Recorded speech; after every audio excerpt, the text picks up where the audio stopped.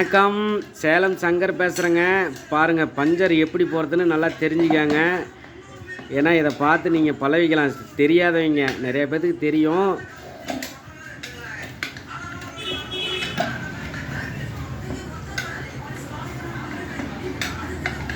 நம்ம வண்டி தாங்க பஞ்சர் ஆகி போச்சுங்க. என்னங்க பண்ணுறது? ஓ, இப்படி தான் டீப் இழுக்கணுமா? ரைட்டு.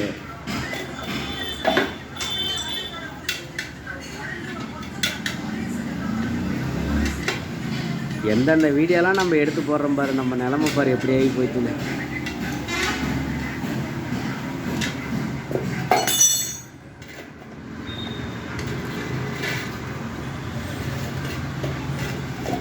அவ்வளோதாங்க, டீப் எடுத்தாச்சு. அடுத்தது காற்று பிடிச்சிக்கணும்.